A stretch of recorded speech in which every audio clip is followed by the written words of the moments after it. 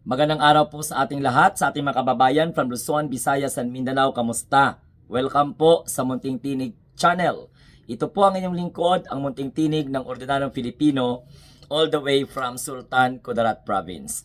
Ang pag-usapan natin, ito pong kakalabas lamang na balita na ang International Criminal Court ay may na-convict na isang individual na dating leader po ng milisya na ang pangalan po ay si Ali Muhammad Al-Abdulrahman ng Sudan. So, hinatulan siyang guilty ng International Criminal Court.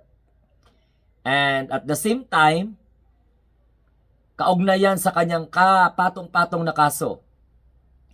Katulad ng war crimes, crime against humanity,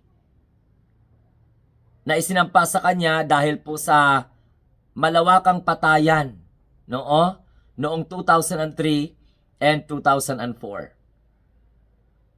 Base po sa desisyon ng ICC, napatunayan na itong individual na ito na kilala sa pangalang Kushayev, brutal ang kanyang involvement sa patayan, may torture, may sexual abuse, at daan-daang biktima. Kasagsagan po yan ng giyera noong 2003 and 2004 sa Sudan po, mga kamunting tinig. So bakit ko po ito binibigyan ng highlight? Dahil ang kaso ni Rodrigo Duterte, crime against humanity. So kung mayroong conviction sa isang leader ng milisya sa Sudan, abay, hindi malabong makonvict din si Rodrigo Roa Duterte kasi very particular po ang ICC sa mga kaso na may kinalaman sa paglabag, ng humanitarian law. Kaya nakabiolate ng crime against humanity. Ang mga Duterte Dayhad supporters ngayon, ang ginagawa, sinulong nila, nilusob nila ang ICC presentation.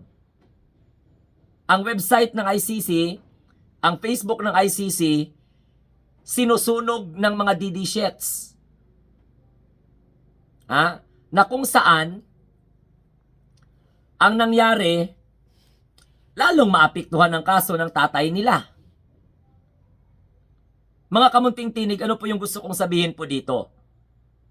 Dahil sa panggugulo ng mga Duterte Dayhad supporters, hindi malabo na maranasan ni Rodrigo Roa Duterte ang naranasan po ng isang leader ng mga milisya sa Sudan.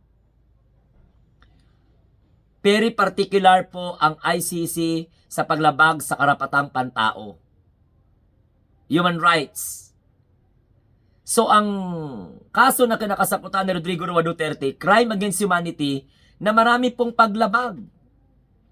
Paglagay po sa kanyang mga kamay ng hustisya. Hindi nabigyan ng pagkakataon na ipagtanggol ng mga suspitsado di umano. Dahil hindi pa naman napatunayan na sila po ay talagang involved sa usaping droga. Mga kamunting tinig. Itong balita na ito, nakakalabas lamang at kalat na, abay, ito yung dahilan kung bakit ginanervyos, naaapektuhan na ang political strategy ng mga Duterte dahil po dito. Kasi si Rodrigo Duterte nakasalang sa confirmation of charges na hindi pa po madedetermine dahil po sa na-postpone. Supposed to be, that was scheduled originally September 23, 2025, but unfortunately, due to the request of the Defense Council, the confirmation of charges not able to realize. Aside from that, the concern of the Duterte's Council is to grant Rodrigo Duterte's interim release for him to stay in a house. Kaya nga gusto nila mag-house arrest. Pati nga yung Senado ng Pilipinas nakialam na na alam naman nila na hindi po bind ang kanilang ginagawa. Ewan ko ba kung saan po sila kumukuha ng lakas ng loob na magbutuhan at parang lumalabas, diktahan ang International Criminal Court dahil po gusto nilang mapalabas si Rodrigo Duterte. No? Itong ginawa nila is undermining the independence of ICC. Pero hindi pa rin sila nagtatagumpay dahil hanggang ngayon umaasa pa rin sila na mag-grant po ang interim release ni Rodrigo Roa Duterte na alam naman nila na kahit ano pang gawin nila, hindi po talaga yan papayagan kung hindi po matino ang kanilang mga pinaggagawa. Matino bang balaki nila na itaka si Rodrigo Duterte sa kulungan? Matino bang paratangan ng gobyerno ng Pilipinas na kinidnap si Rodrigo Duterte? So magiging kunaybans ang ICC dyan pag nagkataon. Alangan naman kalabanin ng ICC ang sarili nilang institusyon. Tandaan po ninyo mga kamunting tinig, kahit ano na lang drama gagawin ng mga maka-Duterte para mapaniwala nila ang ICC court. Pero klarong-klaro po, palagi ko pong sinasabi na ang ICC pre-trial chamber is a court of evidence and at the same time facts. Kaya kung ano man yung request, naku, hindi po igagrant yan. Maliban lamang kung may nakita po na katinuan sa kampo ng akusado. Ay ito po, reminder na ito, na talagang may conviction talaga. Pag ang kaso mo, crime against humanity, mahirap ka talagang bigyan ng interim release dyan. Pag ang kaso mo, crime against humanity, ano pa yan? Kakaduda-duda kung halimbawa, mapalabas.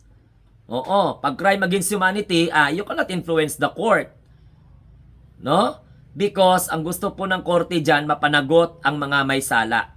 Kasi ang puso ng korte, palagi po nasa biktima ng mga nakasalang dyan, ng mga akusado sa crime against humanity. So itong balita na ito po ang ikakanerbiyos, ito ang ikakaalarma, sigurado, ng kampo ng mga Duterte kasi pareho lang yung kaso, crime against humanity. So abangan natin, pag natuloy po ang confirmation of charges, whether the trial will proceed or not. So it's up to the International Criminal Court.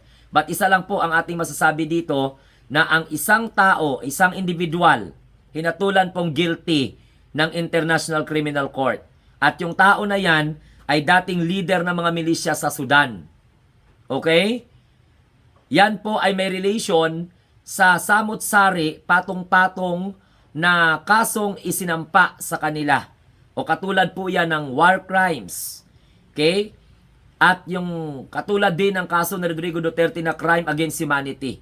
Isinampa sa kanya yan dahil po noong 2003 at saka 2004 naganap po ang malawakang patayan sa Darfur, Sudan.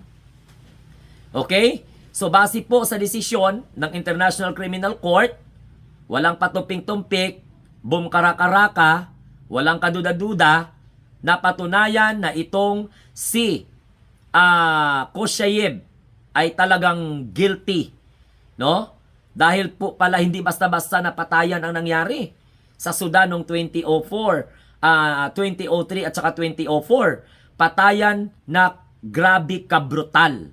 May mga torture, may mga sexual abuse at mga daan-daan pa pong mga biktima, no? Sa kasagsagan po yan ng gyera noon sa Sudan. So gumugulong talaga ang hustisya. Grabe talaga no, sa kampo ng mga Duterte halos nakatuon ang lahat ng mga kademonyuhan. Kaya po nagdadalawang kumbaga nagkakasanga-sanga yung kanilang mga iniinda ngayon. Andyan yung kaso ni Rodrigo Duterte sa ICC, andyan pa yung impeachment ni Sara Duterte, andyan pa yung susunod pa na maging ombudsman siguro, si Boyeng Rimulya. So magdubling dagok na naman yan sa mga Duterte. Kasi nga, they reveal themselves. If they are really true for the Filipino people or for their personal political interests. So gusto ko lamang pong sabihin po sa inyo ito mga kamunting tinig na talagang klaro na may nakoconvict ang International Criminal Court. So sa mga supporter po dyan, sa mga anak ni Rodrigo Duterte, abangan nyo na lang ang susunod na kabanata. At abangan ninyo kung ano po mangyayari dahil po sa may surprise na witness para doon po sa kanyang kaso. Okay? Ang mga biktima ay naghihintay ng hustisya. So gumugulong ang hustisya, malapit na lang makamta ng mga kababayan po natin na nagsampa po ng kaso na crime against humanity kay Rodrigo Roa Duterte. Ang kapalaran ba ng isang militia leader sa Sudan ay magiging kapalaran din ni Digong na siya po ay hinahatulang guilty sapagkat siya po ay napatunayang may sala sa tulong po ng patong-patong na mga ebidensya.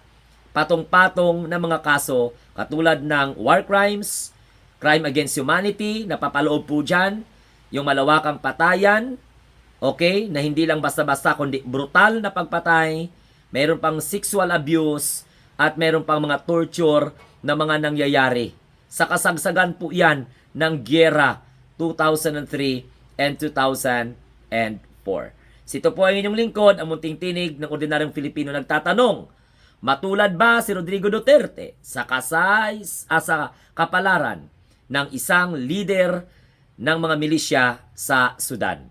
Ang sagot po, abangan natin ang susunod na kabanata. Ang hindi may pagkakaila na nervyos ang mga Duterte.